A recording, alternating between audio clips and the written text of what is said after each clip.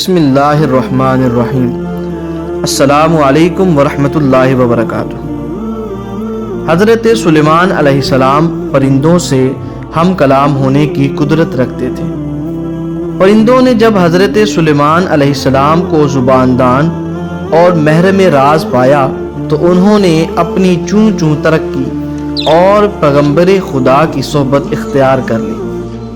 حضرت سلیمان علیہ السلام کے دربار میں کیا چرند کیا پرند سبھی حکمت و دانائی کی باتیں کرتے۔ ایک دن دربار لگا ہوا تھا، معمول کے مطابق حاضرین دربار میں اپنی اپنی زبان میں باتیں کر رہے تھے۔ تجربے اور دانائی کی نہریں رواں تھیں۔ اس روز پرندے اپنی صفات اور ہنر بیان کر رہے تھے۔ آخر میں ہدہد کی باری آئی۔ اس نے کہا، اے علم و حکمت کے بادشاہ، مجھ میں ایک خوبی ہے جو عرض کرنے کی جسارت کرتا ہوں۔ داناؤں نے کہا ہے، مختصر کلام ہی فائدہ مند ہوتا ہے۔ میں اڑتے ہوئے بلندی سے زیر زمین میں پانی کا اندازہ لگا لیتا ہوں کہ کتنی گہرائی میں ہے۔ پانی کی خاصیت کیا ہے، زمین سے نکل رہا ہے یا پتھر سے رس رہا ہے۔ حضرت سلیمان علیہ السلام نے ہدہد کی اس خوبی کی بہت تعریف کی اور اجازت عطا فرمائی کہ آئندہ صحراؤں کے سفر میں تم ہمارے ساتھ رہنا۔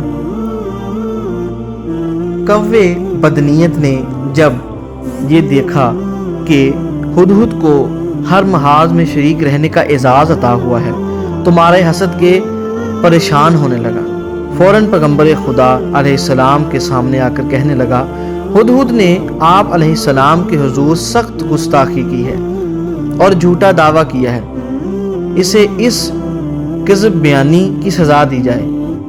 اسے پوچھئے کہ تیری نظر ایسی تیز ہے کہ پتال میں چھپے ہوئے پانی کی خبر دیتی ہے، تو پھر تجھے زمین پر بچھا ہوا جال کیوں نظر نہیں آتا؟ کوے بدنیت کی بات سن کر حضرت سلیمان علیہ السلام نے ہدہد سے دریافت کیا، دعوے کی صداقت کا ثبوت پیش کر۔ ہدہد نے بے خوف ہو کر عرض کیا، اے بادشاہ سلامت، اگر میرا دعویٰ صحیح نہ ہو تو یہ گردن حاضر ہے۔ یہ صفت مجھے قدرت نے عطا کی ہے۔ جب قدرت ہی یہ صفت سلب کر لے، جب فرمان قضا جاری ہو اور میرا آخر وقت آ جائے تو نگاہ کی خوبی کیا کرے؟ ایسے موقع پر عقل کام نہیں کرتی۔ چاند سیاہ ہو جاتا ہے اور سورج گہن میں آ جاتا ہے۔ درس حیات، اللہ تعالیٰ اپنی مصلحت کے مطابق تدبیروں کو توڑ دیتا ہے، قضا کے سامنے کسی کی نہیں چلتی۔